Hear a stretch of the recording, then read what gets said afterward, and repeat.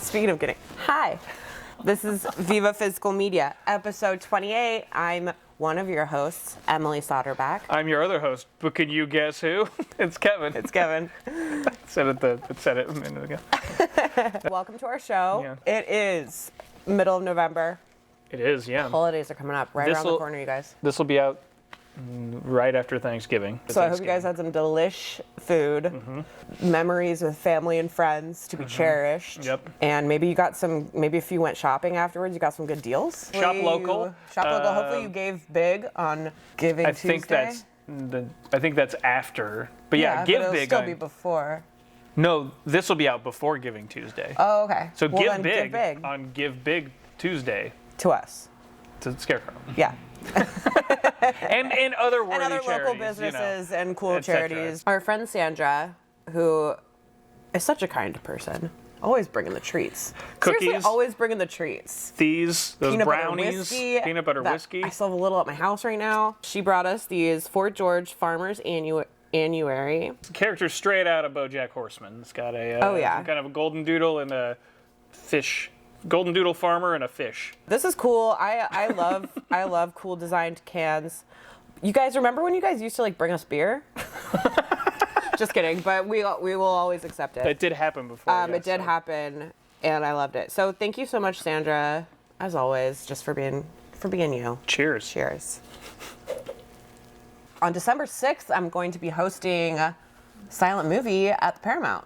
We like arranged it so early that I've kind of forgotten until now. But yeah, December 6th, I'm going to be introducing Alita, Queen of Mars, which is a really cool, super early sci-fi movie. There's going to be like live organist.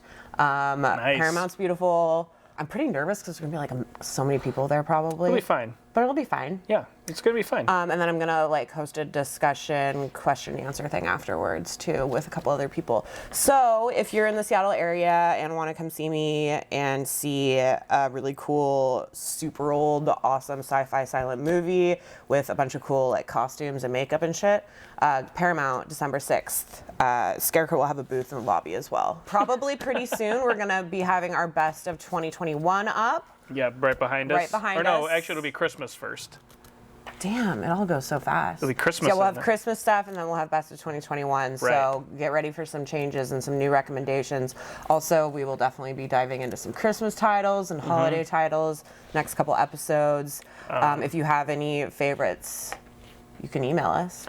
Let us know. viva@scarecrow.com. We should do a look back at all of the dog movies that we've covered and maybe even rank them. That'd be fun. Oh, wow. Okay. Yeah. Ooh, that would be hard, but also fun. I know which ones are at the bottom, but we like could the each middle, rank them the middle is a little and hard. see like where we stand. Oh, good idea. Okay. That might be fun. All right. It's a fun idea. If you have any cool end of the year ideas for me and Kevin to incorporate on Viva, let us know. We're all ears. And Rich too. Let's not forget. You know, Rich is here. The Allura Cinephile will return, just not this episode.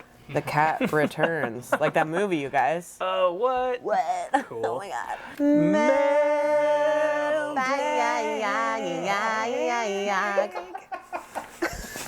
We're at a mailbag. We're at a mailbag. We're doing our We've mailbag. come to a mailbag in the road. We've come to one. We're gonna have to. We'll see what's in there. There's some mail. Yes, love it. Viva@scarecrow.com. Yep. That's how you get it to us. But one of them, I'm not gonna read the whole thing, but it's a couple noir recommendations from our friend Troy in San Francisco. He recommended Trouble in Mind, which is shot in Seattle. Yep. You just checked it out. I did. Yeah. I grabbed it based solely on Troy's description. Chris Christopherson's in it. And he also recommended one that I have seen that is great called Pale Flower, which is Japanese noir. And a lot of the Japanese noirs are awesome. Talk about great cover art, too, with her shiny fingernails. Yeah. Like, we didn't even talk about any of those, but that's a whole other thing is, like, you know, foreign noir. Like, I mean, there's all the American noirs, but, like, you got Japanese noir and all the French noir and British stuff too. Yeah. So, and you've done a couple British ones. Yeah. I feel like I find myself getting into the British stuff. Yeah. It used to be Australia. You guys, I haven't watched an Australian movie in a while. I'm kind of due. You got any recommendations for Australian movies for Emalie to check out? Let us know. So we got that. And then the other one is this was a Halloween costume that came after our last one. So I wanted to make sure but we got it in here. And it's Ramona who you might remember as Freddy Krueger, dressed as Freddy Krueger from before. But she contains multitudes, you guys. So here's Ramona's Halloween costume from last weekend with bonus footage of Rowan the cat in the background, no costume. We noticed that Ramona's knife is a little messed up after the photo shoot, but that's as good as it gets this year. There's Ramona dressed as Chucky. She's perfect. She's perfect. I'm going to have to dress Louise up next year as a horror movie character. I was surprised you didn't this year. She was a pizza bagel for the dog bar party. That's cute. Do we have a picture of that? Yeah, we'll throw it up there. Do we have it up there right now? Yeah, it's up there. You guys see that? There you go. Not movie related, but it's pizza. And we got a question. We got one question, and it's a pretty good one. It's a good one. Speaking of dogs. It's pretty specific to us. Hi, Emalie, Kevin, and Rich. John from NY again. This will be a short email compared to my long first email. If you could take any movie and replace all the actors with dogs, with the actors now voicing the dogs, what movie would you pick? As I was typing this, I started picturing Reservoir Dogs with actual dogs. All the best, John. John, first off, thank you for this question, because this is a question that's on everyone's minds. There's too many. There's too many answers. It's like pretty much any movie I think of, I was like, no, that would be good. No, that would be good. I didn't like write any down. Was there ever one that's just like, that would be bad? No. They would all be good. No, they're all good. And oh my God, I'm looking right now. I just looked. Magic Mike. I know. Magic Mike with dogs. The ones I think would be the funniest, like ones where people are just like talking like dramas, but like ones where it's just like dramas. And so I've been rewatching Bergman's Scenes from a Marriage. Sophie and I've been rewatching that a little bit, and I think that would be amazing if it was dogs instead of people. Just dogs speaking Swedish, Liv Ullmann would be like kind of a terrier, and the other guy would be like some sort of a shaggy dog. Dogs. Before sunrise, but dogs. Those are the funniest ones to me. Those or any movie with like a lot of cars, because dogs just because there would be a lot of scenes of dogs driving cars. I would so love Fury that. Road would be great. Oh my God. Bullet, the car chasing Bullet. Fury Road with dogs. What kind of dog would he be? A pit bull? Mad Max? Because Tom Hardy loves pit bulls. Tom Hardy loves pit bulls. And I love Tom Hardy. Fuck, what's the movie called where he? The Drop. The Drop, right? The story about him with the pit bull on The Drop. I know it We're not gonna tell it right now, but look it up. I follow on Instagram. It's amazing. I don't know if it still exists, but it's just Tom Hardy holding dogs. He does and it's every image is of him holding a dog. That's amazing. He does a Christmas thing, or he did anyway. Yep, where he reads Christmas stories to his dogs every year. I wanted to get a couple that because I asked other people here too. Oh yeah, please. What of you? Our coworker Greg, who just left, he said Titanic. You thought Titanic would be funny. I'm not mad at that at all. Dogs. I mean, I think really like the famous scene with them on the door. On the front of the ship. No, but then also the scene on the door would be funny. No, wait. Okay, what about you see a little dog? You see a little dog drifting into the darkness. Okay, when they flash to like James Cameron's hand, it's Leo's hand like drawing, but it's actually James Cameron, but it's just a paw, just drawing a dog. John said, he said the 70s rollerball would be good. I think that would be fun. Like any sports movie would also be fun. Oh yeah. But do roller skating dogs too? He was like, well, what if it was like if there's dogs in a movie, if those become people? And so he said the 1970s Invasion of the Body Snatchers, because there's that one shot. Have you seen it? There's the one shot of the there's like a creepiest fucking shot. There's like a dog and a man get body snatched. They get mixed together, and so there's this one shot where there's a dog with a man face, and it's fucking real creepy. But it would just be the same. But everybody would be dogs, and then there would be a man with a dog face. So it'd be like in Mars Attacks when Sarah Jessica Parker's with the dog body. But it would be her Chihuahua's face on Sarah Jessica Parker's body. Sort of, yeah. And then our coworker Leo. And so he was like, well, what about something like Marley and Me? So he would just swap them. So instead of it being Owen Wilson raising a puppy to an old dog, it would be a dog, a golden retriever, raising a baby and then it grows into Owen Wilson, who would be acting like a dog, I guess. Oh, I love it. I see you have I have a list. A list, good.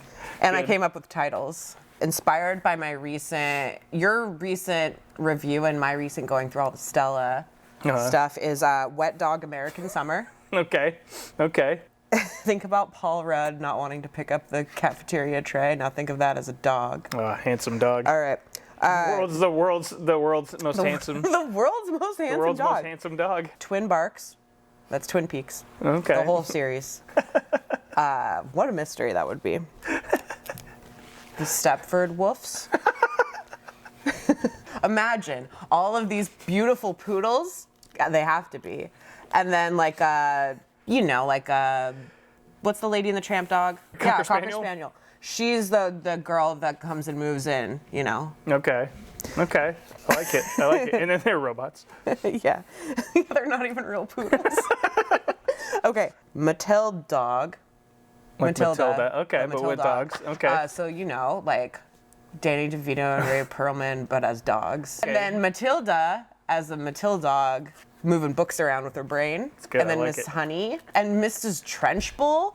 I haven't seen or read Matilda in years, but this all sounds good. You should revisit. Okay, any buddy cop comedy, like Bad Boys, for instance, but it would be Bad Boys BOIS. Big, except it's a small dog that becomes a Great Dane. So it's not not about age anymore. It's not a young Great Dane. It's like just a smaller kind of dog that becomes a Great Dane. I like it. I love it. Drool of Rock. It's School of Rock with dogs. Oh man, imagine those dogs playing drums and shit. Oh my god. Jack Black, but as a dog, as like an alcoholic, has to be this teacher. Okay, and then one that I just came up with before we started filming, which is Waggers, which is swingers, but with dogs. Thank you so much, John. Oh, and Rich had one. I have another one. Oh, please. Oh, okay, Rich has a couple, I know. Yes. So the first one that you guys know is Rounders. Yes. So that it's just a bunch of scenes of dogs playing poker. Love it. Which is everything they've always wanted to do. Iconic. At least according to art. A few episodes I was wearing my dogs playing poker t-shirt at some point, so yeah. He respects the I'm idea. a huge fan of that idea. Edward Norton dog. And then the one I just thought of was The Fugitive, so that there would be a tripod. The three-legged dog! I don't care. I don't care.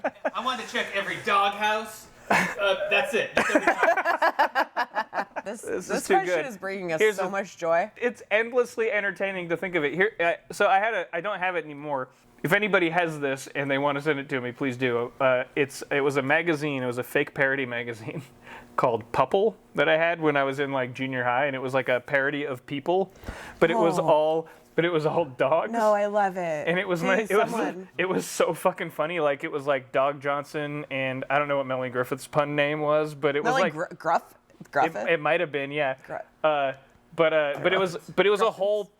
It was a whole fucking magazine, and it had fake ads in People but it was for dog bones or booze for dogs. If anybody has seen this and would even if you don't want to send me because it's a precious thing to you, take some photos of it and send them to us because it was one of my favorite things. Have you looked for it on eBay? I literally hadn't thought about it till just now for 10 years. Christmas is coming up, you guys. If you want to get Kevin a gift that he'll never forget. That I'll never forget for at least It'll be Pupple. Pupple magazine. Pupple magazine. I feel like I should write for Pupple magazine based on these titles that I came up with. I know, that's what reminded me of it. I was like, because all the movies they had were fake movie titles. If you have any ideas for movies starring dogs, I mean, get as specific or not specific as you want. Let us know at viva@scarecrow.com. We'll read them on the air. We'll read them. If you guys want to ask us any questions, ask us for any recommendations, give us any recommendations, send us pictures of your animals, ask us questions about Scarecrow, anything like that. Let us, your best of the year lists, your best discoveries of the year, whatever, any ideas for the show. viva@scarecrow.com. Yeah. That's our email. If you want to send us any snail mail or art or any cool stuff, 5030 Roosevelt Way, Northeast Seattle, Washington, 98105, or stop in the store. And you can probably see Kevin. If you're super lucky, you might see me. I might be hiding in my room, and then he'll be in his room. So you have to be like, Kevin! Yeah, you'll be like, what? More than likely to see me, but I'm never on camera. So and then you'll see Rich, but you won't know it's him. You'll definitely see Rich. People who are watching have seen Rich before. Not as common is what I mean. They'll hear you. They'll hear your voice. Oh yeah. Please send us mail.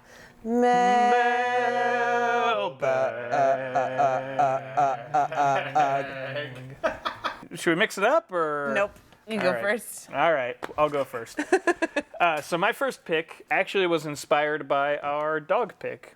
Our dog pick for this time? Yeah, and it is Charles Lane's Sidewalk Stories.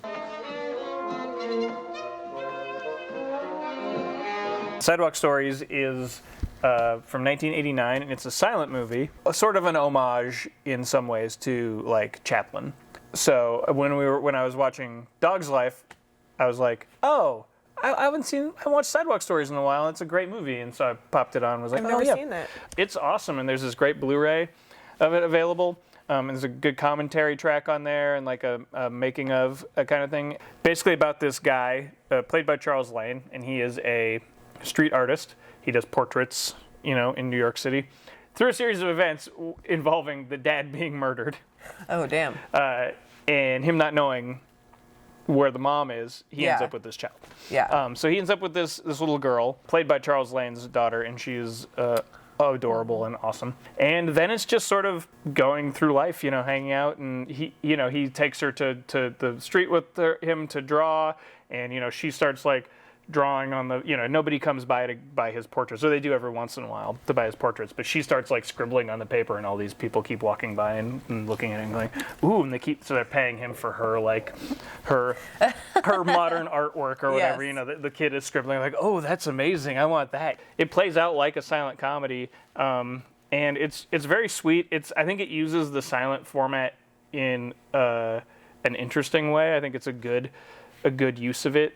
It does have sound effects here and there. It has a musical score. It definitely has a musical score that that was written to go with it. Yeah. But it has a lot of little comic scenes that are very Chaplin-esque in their way, and it is about a homeless guy, so it does touch on that, but I think in a deeper way than necessarily the Chaplin ones. Yeah. Were interested in doing, which isn't like I'm not knocking the Chaplin movies for not addressing Kevin's the homeless. Fucking trashing the Chaplin movies now. Hey Chaplin. Come at him, bro. Hey Chaplin. Come at him. Yeah, come on. But he's only 5'5". and dead like 500 years ago or whatever. So. Yep, 500 years. I'm bad at math. But I'm good at watching movies, and I love this one. Like the story of this guy and this little girl, and funny, and then sad, and melancholy. Like slice of life shit. Yeah, it's very slice of life, but touching. It's so refreshing to kind of watch a movie like this and like have to pay attention to it more because there's no dialogues. Right. Kind of, you're not going, and the movie's not telling you what's happening. You're like seeing it unfold, but it's fun to watch a silent movie in a modern setting, and I wish more filmmakers would. I don't have any other examples of that. If you guys know any movies that are actual silent movies from a more modern era, send them our way. I'm not really sure. It's also following the mom, trying to get the kid back at some point, going like, I'm missing my daughter, and so there's some interactions with her and the police that are very prescient. And there's also a great little comedy scene where he ends up stealing a carriage, and I don't know if it's her very first role, but it's Edie Falco and some other guy are the people on a date in the carriage making out. The Sopranos hasn't come up in several episodes, it feels like. So yeah, I know. Because you didn't like Many Saints of Newark, did you? I didn't, but I don't think that's why we haven't brought up The Sopranos. But Sidewalk Stories, I don't know. I find it's an endlessly charming little movie. There's also like a little love story between him and this sort of uptown lady who falls for him. The only thing that I would say is there's the very last scene. I'm not going to spoil it, but there's a creative choice at the very end. It kind of puts too much of a point on something, and I don't 100% agree with it, but I think it almost depends on what mood I'm in when I'm watching it or something. But so without spoiling what it is, it's not like a plot revelation or like a bunch of characters get murdered or anything. but it is like it was all a dream. Yeah. It's not something like that. Sidewalk Stories, if you want like just a charming slice of life silent movie from 1989. It's a good year. Year of my birth. Oh, well there you go.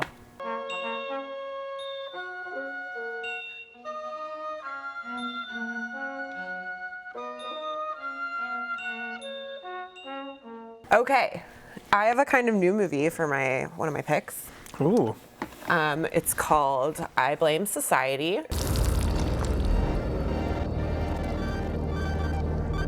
As you can see, it's in our new release section.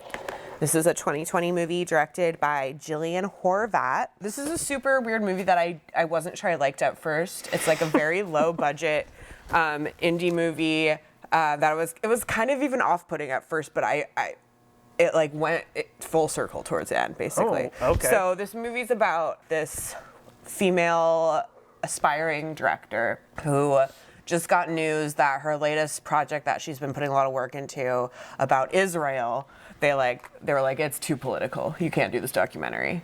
And so she's like, well, okay, like that's like the point of the documentary or whatever. I guess I'm just gonna lean into my passion project, which is like a pseudo documentary about how she would make the perfect murderer. I want to go through the whole arc of a murderer's career, the whole criminal escalation, but condensed into the length of a feature film.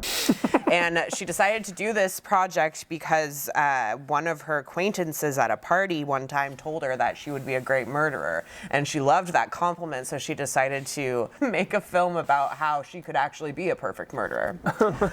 So she's trying to pitch it all these places, and she finally thinks she gets it with this production company with these two like executive douchebag bros who are like, oh yeah, like we really want your like strong female lead voice, and like really need you to make these bold moves, and they keep using like buzzwords. Yeah. So we have a bunch of projects set up actually here with strong female leads. Well, I mean, I could definitely come up with some ideas. We wouldn't need you to. We already have a bunch. Yeah, we have a bunch of stuff in development of basically underrepresented voices, diversity. Being an ally, you might think people are white, but they're not. And she's like, okay, I can do this. And so she decides to really just fucking go for it. In order to succeed like this, she decides to actually like film herself becoming a serial killer and gets more and more carried away with it. And then there's like a lot of commentary on like being a likable female character, which kind of like led me back to being like, okay, maybe I thought I didn't like this movie because she was like so awkward and weird and like wasn't a likable female character. It kind of like gave me this like cyclical thing. And then towards the end of the movie, I was just like basically applauding. I was just like, fuck yeah, this movie kind of flipped me on my ass. It gets really violent. It's like a biting satire about people wanting the diversity and the strong female leads and the final girls and all this stuff without actually like knowing what's behind those buzzwords. And I thought this was a really fun and kind of bonkers, not revenge, but kind of like getting so sucked into your art and so sucked into like being successful while also wanting to say like fuck you to the people that have kind of pigeonholed you into a certain aspect of your art. It was a big surprise for me. I started out not liking it, loved it at the end. This is a good kind of dark comic slasher found footage kind of amalgamation of all of that stuff. So I want her to make more stuff, and I think that her like offbeat personality is fucking awesome, and I'm excited to see what she does. You really thought this through. Of course I've thought it through. I'm a murderer, not some frenzied spree killer, you dumb cunt. Jesus. Do you got another movie to talk about? I do. All right, let's go for it. As usual, we both have 2 minutes. Yeah, that's normal. So Sometimes more. Sometimes more. Usually you do more. Yeah. I cheated last time. Sorry. Yeah. I thought it worked out though. It did. Okay. No, I think it was on theme, you know. I think, look, there's no rules. There's really. no rules. This is our show. We could do like 10 movies each if we really wanted to be here all night long. Because it's Noirvember, I wanted to talk about one of my favorite like neo-noir movies. Love it. And I wanted to talk about One False Move. And I believe I mentioned this on here before. We did a whole thing about it on my podcast on Suspense is Killing Us. Check out his podcast. It's really good. One of the best crime movies of the 90s. Like, it's just awesome. Which one is this? And One False Move, directed by Carl Franklin. And it is basically about these 3 low-life criminals, played by Billy Bob Thornton, Cinda Williams, and Michael Beach. It opens sort of with them robbing some people, brutally murdering some people, and then it kind of goes from there, cuts over to this small town in Arkansas. Bill Paxton plays the sheriff there. And you all know I'm a PAX head around here, so... Yeah, he's a big PAX head. The FBI is on this now after checking out the crime scene, and they're pretty sure they're going to go there because one or two of them have ties to this small town. So then it kind of becomes these FBI guys going there, and it becomes sort of a small town cop, big city cop kind of thing. Dale Dixon, welcome to Star City, boys. We got a full day ahead of us, so if you just follow me over to the motel, we'll get you unpacked and get you something to eat.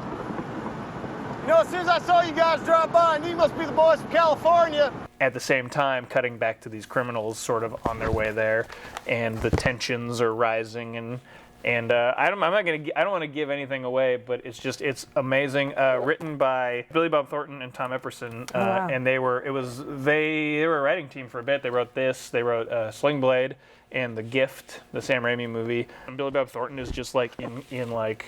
This is an early role for him, but he's like in like classic Billy Bob Thornton like sleazebag mode with like a fucking ponytail and shit. And just, I love just like the classic Thornton, like when he cranks the Thornton up to like 100%. Yeah. You want some of this, baby? Why don't you put some clothes on? And Michael Beach is like just like a terrifying presence in this. The ending of the movie, the last like 5 minutes, maybe. So much stuff happens where you're like, what? And then the very last shot is just one that like floors me. The director Carl Franklin talks about how he owes his career to Siskel and Ebert essentially, because this movie was kind of just they got it made. It was going to just kind of get dumped, and Ebert saw it at like a film festival somewhere. And he was like, "This is a great movie." And Gene Siskel saw it and was like, "This is a great movie." And then Ebert was like, put it on his like show and was like, "This is like my pickup. This is like, everybody needs to see this movie." It's like what we do with movies, you know, exactly the same. But he was like, "I owe my career to those guys," because he's like, "Without that, I don't know that I would have gotten the next movie." Because then this movie got actually released in theaters, as opposed to just sort of being dumped on TV and forgotten forever. Great performances all around. Paxton, as always, is Paxton the Thrills, and I don't know. Paxton the Thrills, baby. I was trying to looks like you can find this in the staff picks section. It's in the staff picks right now. That we haven't changed in a while. Kevin, see, it hasn't changed in a while, but this is always a staff pick for me. Okay, now come here. Hey, won't you do me a favor? Yeah. Why don't you put this axe back in the shed? Okay. All right? All right? Okay. Yeah, I don't want to have to come back out here. Okay. All right, my second pick is a movie that is a ton of fun. Really think you'd love it, Kevin. It's called Highway to Hell. I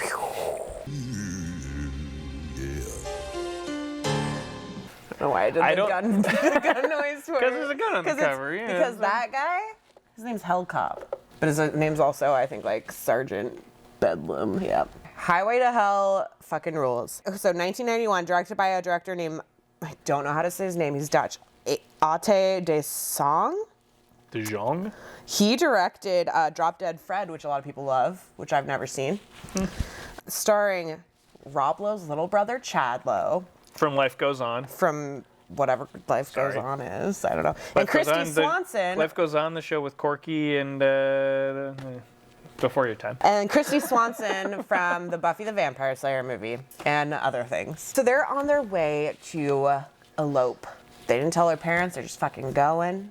Or Christy told her mom, but whatever. They're just going, and they're like, we gotta get to Vegas before sundown. We're just going, we're gonna go get married. We're two kids in love, blah, blah, blah, blah. They get gas at this gas station, and the guy's like, you can stay here. He's like one of those creepy old gas station guys in those movies where you're like, are you a slasher or whatever? Like, are you gonna kill us? Kids look pretty tired. I got a cabin out back, nice bed, clean sheets.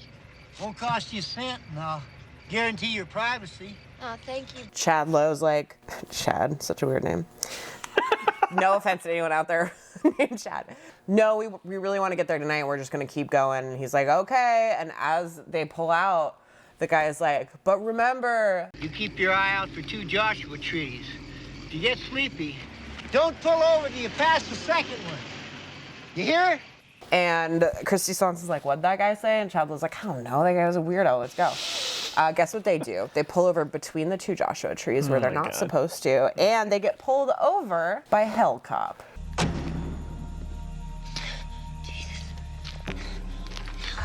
What seems to be the problem, officer? which is what they think is a normal police officer. He is really this guy who is a cop straight out of hell. He kidnaps Christy Swanson, and then his car just disappears. And so Chadlow goes back to the gas station, and he's like, this happened to my girlfriend, what the fuck? The guy's like, I told you not to pull over between the two Joshua trees. Listen, this happened to my girlfriend way back when, and I've never been able to find her. But if you really want to go after her, you have to drive as fast as you can between the two trees and just believe. And then you'll go to hell.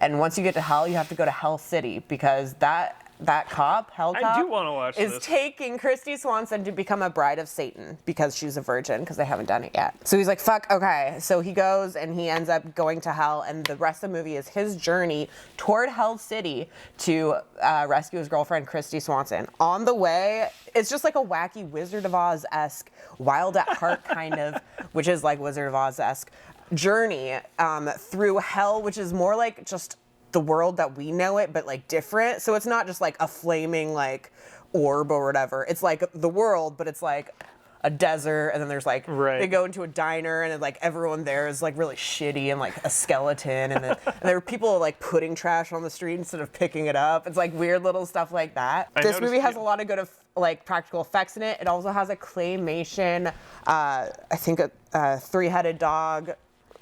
Cerberus. Thank you. I knew Rich would know.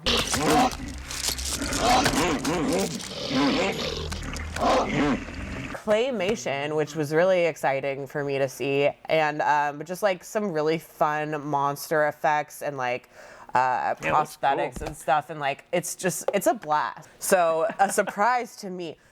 It says it on the back of the box. Nick, I didn't even see.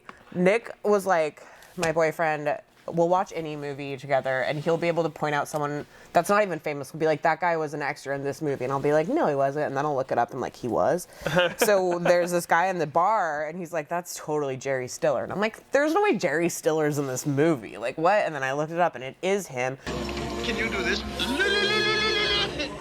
And then guess what? Ben Stiller is also in it in a role, and guess what? Ann Mira. Yeah, that. Ben Stiller's mom. My parakeet got stuck to the bars of its cage. Yeah, Ben Stiller's mom. And then apparently Ben Stiller's sister's in this too. Yep. So the whole Stiller family is involved in this somehow, in very minor roles. This is such a fun discovery of mine. It's a really fun movie. It's not even all about, like, he's a small part. The Hell Cop is a small part of it, but we meet Satan in all his different forms. Yeah, but you sell it with this picture, and we meet like different people along the way that he meets in hell as he's trying to find his girlfriend. Check out Highway to Hell, 1991.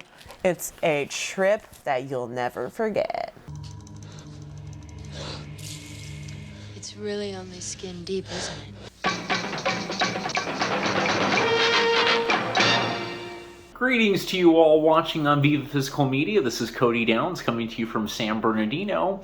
Happy holidays. In the video spotlight today, I'd like to focus on two films, one for Noirvember and one for the holiday season. First up is 1986's The Morning After, starring Jeff Bridges and Jane Fonda. In the film, Fonda plays a washed-up actress who one day wakes up to a dead body in her bed, but does not realize what happened, how did it go, and what happened there. With the help of a washed-up cop played by Jeff Bridges, she determines how to find out what it is in a race against time.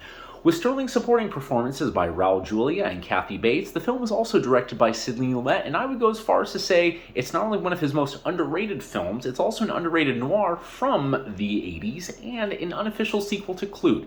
It is available on the Warner Brothers website and on Amazon.com. And then finally, before I go, for our holiday spotlight, I'd like to focus on a film that is starting to get its dues from the 1940s that does not happen to be The Bishop's Wife or heck even Wonderful Life. It is, of course, Remember the Night, starring Barbara Stanwyck and Fred MacMurray. In the film, Stanwyck plays a shoplifter who is one day sentenced, but rather than spending the holidays in the pokey, a benevolent assistant district attorney played by MacMurray takes him back to his family's house in upstate New York, and wouldn't you know, love blossoms. with a script by the great Preston Sturges and cinematography by Ted Tatzleff, who did the wonderful noir The Window, you cannot go wrong with Remember the Night. It is available on TCM's website and on Amazon.com, and on the TCM webpage it is exclusively a brand new Blu-ray that was just released only a year ago. Those are my choices. This is Cody Downs. I want to wish you all a very wonderful holiday season. Stay positive, stay safe, stay healthy, and stay up. Cheers. If you donate $500 to Scarecrow Video and prove it to us, Kevin will send you on VHS the first 2 lost episodes of Viva Physical Media. I said before that I didn't have the footage. You guys heard gone. me. You guys heard me say that there were the lost tapes, and you guys heard him tell me that there's no way that they exist anymore. I thought they were gone, and then I randomly found the footage. I'll tell you what, though, the sound on them is terrible. But like, if you really loved a show and you watched all of it, and then they're like, well, the sound's terrible, but we found some other footage. It's very much akin to Mystery Science Theater, because people love that show, and then they're like, oh man, cool. Oh, what? It was actually on public access for like yeah, episodes? This is on public access. I want to see those KTMA episodes. No, you don't. They're fucking garbage. Yeah, this stuff probably is bad. Okay. But superfans want to see it because they want to. They want all of it. Well, I'm just saying that warts and all. I mean, the only thing that I think that I'm excited to salvage from it is that it was when we watched for the first time. No, because we did that again. But we watched My Dog Skip, and you said that you won't watch it again.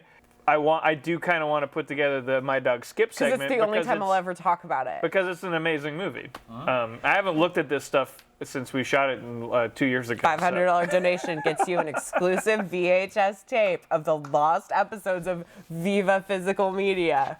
Absolutely crazy. That's a lot of money. All right. All right, let's move on. Speaking of dog movies, we got one coming at ya. We do. This one's over 100 years old. But literally over 100 years old. Over 100 years old, but under 100 minutes long.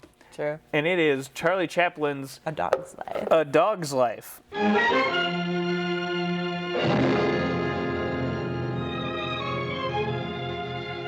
A 35-minute short that is on the same disc as The Kid.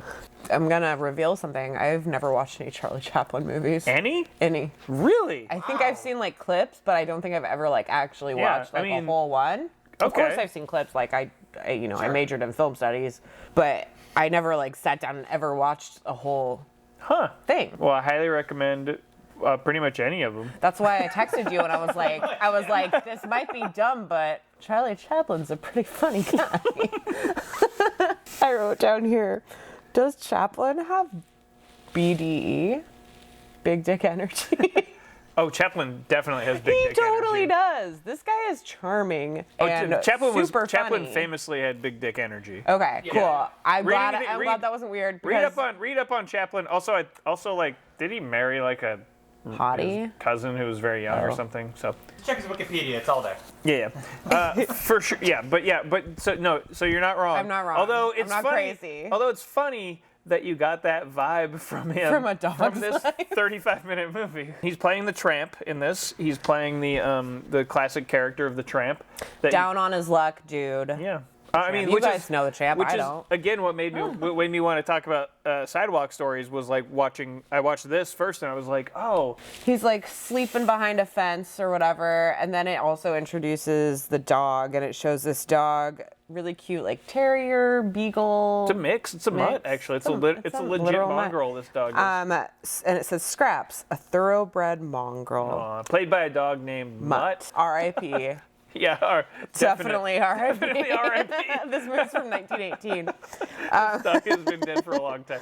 But so is Charlie Chaplin. Literally everyone in seriously everyone. Well, anyways, basically Chaplin is down on his luck. He's like dodging police who are seeing him try to like steal food and stuff, and then he tries to hears that the brewery is hiring. In a hilarious sequence of events, everyone keeps pushing him to the back of the line. Yep. He's out of luck. Eventually, he meets a dog. And saves him. And he saves the dog from a bunch of other dogs. They find scraps of food or whatever, and then all the dogs like notice they have scraps of food, so they like start bullying the littler dog. And there's all these dogs like flocking them. Chaplin scoops up Scraps and basically just saves them from a barrage of street dogs. He like runs through like a cheese stand or like a market stand, and all the dogs start eating that food, and so he escapes. He's like feeding him some milk, but then and the dog's drinking the milk out of the bottle, and then he dips the dog's tail in the milk bottle, and the dog's licking its tail because it's easier for it to do. And then it does like the iris in, and then it says a tender moment in the Tenderloin, which was like a neighborhood in the in San Francisco. It still is. The dog in this is clearly just a dog that either is Charlie Chaplin's dog or like it's not in. There's not a lot of. I'm gonna look in my Hollywood dog book because I'm pretty sure there's a Chaplin. I don't think I showed him, but I might have seen him. I'll reference. If Scraps is in there, we need to know. So many parts of this movie made me actually laugh out loud. Did you laugh out loud? A couple times, yeah. You know, like a series of laughs. It was more just like a like that. He's not the funniest of the silent clowns, but he's pretty good. Like little sweet funny moments, especially with a dog where I'm just like, that's cute, that's funny, you know? He's like the first kind of one of those guys who knew how to pull out the heartstrings. Yeah. Like, I mean, watch, you haven't seen any, but watch City Lights. It's kind of the first like tearjerker of that sort, you know? I think Keaton's funnier than Chaplin. He was a hottie too. Oh yeah. Okay. Was he? Cut this if he's not. It seems like you just have a thing for these silent movie guys. Silent funny guys? Silent funny I like guys who don't talk but are real funny. Anyways, so Chaplin is like, I gotta sneak into this club. No, he goes to the coffee cart. He goes, there's a coffee cart. Coffee cart. The guy who runs the coffee cart is his brother, Sidney Chaplin. Oh, I didn't know that. Yeah. And it's a really funny scene where the guy has a bunch of like pastries out on the table. And some sausages. And every time he turns to grab something, Chaplin just like tries to eat it as fast as he can. He doesn't like even put it in his pocket for later. He literally just like tries to eat it as fast as he can. He just eats it as fast as he can, and he goes like. And the dog's also like eating the sausages and stuff. He's holding the dog or he's holding the dog on the leash or whatever, and like. And then every time the guy like looks back, he's like, oh no, he's just hanging out. And it's really funny. He goes to a club. It's like a dance hall. There's a dance hall girl there. Yeah. She does not want to be working there. No. But she sings the most beautiful song. Yeah. She sings the most beautiful song, and it's really funny because it shows everyone's reaction. Everyone's just like sobbing. Yeah. Everyone's like, oh my God. And it's like, it shows this one woman who they just like literally poured water over her face, and she's like totally sobbing. You see the bartender put back money into the register, like he had stolen money and then heard this beautiful song and decided to be a better man. So he's in there with his dog, and he puts his dog in his pants. Well, because he's like, I think he's not supposed to have the dog or whatever. Yeah. That's what I should have done at the coffee shop earlier. Just put the dog in your pants. Yeah. Yeah, you should have. You should have taken a cue from Chaplin. The dog's tail's like wagging and it's hitting the drum. Yeah. It's funny. It's good stuff. It's like after watching so much bullshit and living in this bullshit world, you guys, seriously, like sometimes you just need a dog in someone's pants with a wagging tail hitting a fucking drum, and it's funny and it makes you happy and it makes me laugh out loud for a second, you know? Like fuck the antidepressants. Let's just watch some Chaplin. Just watch some Chaplin. My only problem with this movie is that there's a lot of stuff in it that isn't directly involving the dog. It's literally just a series of bits, like a series of funny gags. Is there for, and then half the time the dog isn't, because once he has this romance with Edna Purviance, who is actually Chaplin's like ex-lover and frequent partner in a bunch of his movies. So it isn't super about the dog, even though the dog is a main character in it. But I wasn't as upset as like, say, Mongrel, where we were like, I thought this was about dogs. It's about it's about definitely. like a bunch of dudes. This is where we're at right now. He takes a nap. He puts the dog down as a pillow. Wait, no, we're not there yet.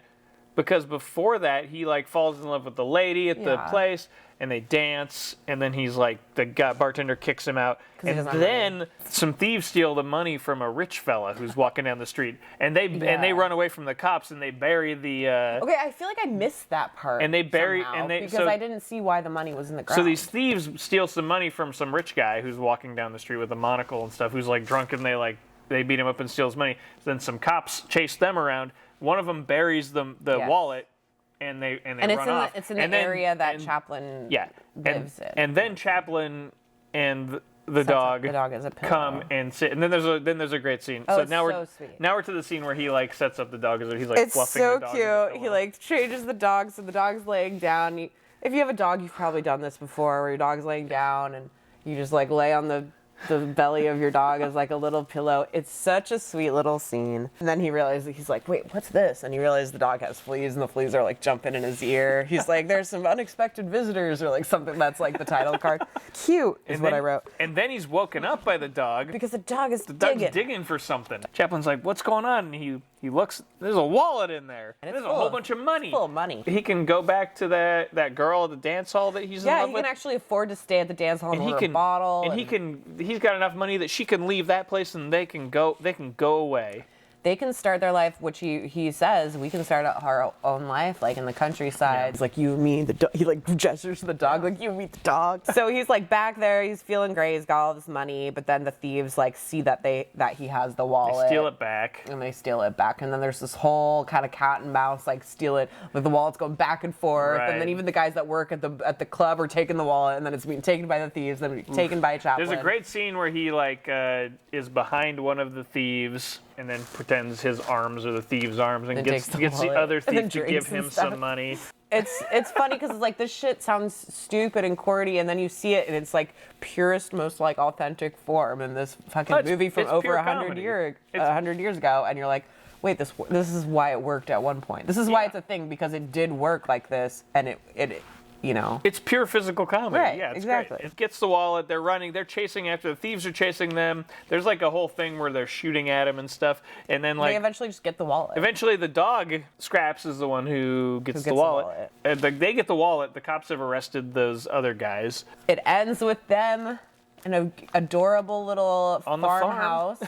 In the country. He's working in the fields. Yeah, and she's like making food in the kitchen. There's in. There's a little bassinet by the fire. You're like, oh, they have a kid? Baby. And then they peer in and they're all happy. And it's the dog with a bunch of puppies, which is funny because the dog's a boy. The dog has a bunch of puppies, and they pick up the puppy, and it's really cute, and that's the end of the movie. Yeah. It's sweet. It's short. It's short and sweet.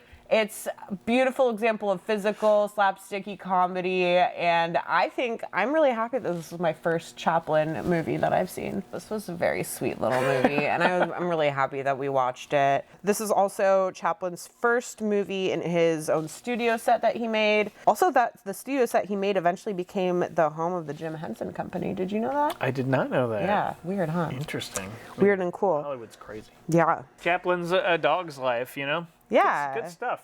But you know what might beat it? Definitely not. It definitely won't beat it, but you know what might beat it? It'll be longer anyway. You know what might beat it, you guys? Our next dog movie. Look who's talking now. Danny DeVito as the voice of Rocks. Little high-strung, aren't we, Daffy? Your mom knew your cousin a little too well, didn't she?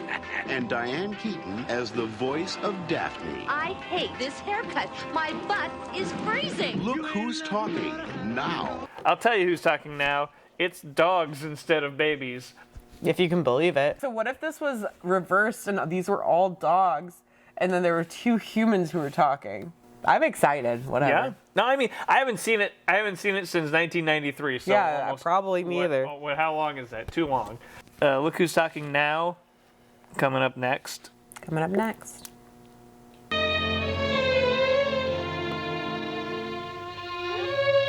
What's up? Are there any more movies in this bucket? Nothing. Or just a bunch of garbage, pen, stickers? Guys, we really got to do some spring cleaning of this bucket. There's actually some stickers in here that we need to. Oh, there's a koozie.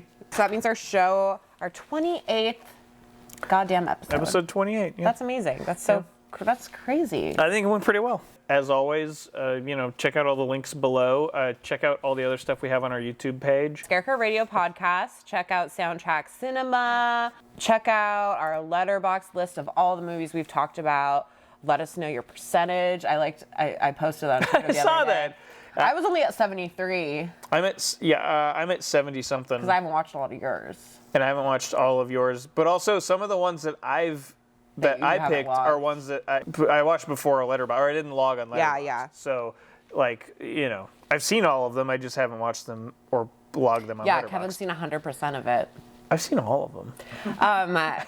Check out that list. See where you're at with that. Email us, viva@scarecrow.com, about anything and everything. Questions, recommendations, photos, whatever. And we hope everybody had a decent meal for Thanksgiving. Oh, yes. And we hope that your weekend has been nice. And we'll see you next time. See you next time. Viva Physical Media. Viva Physical Media. Cheers.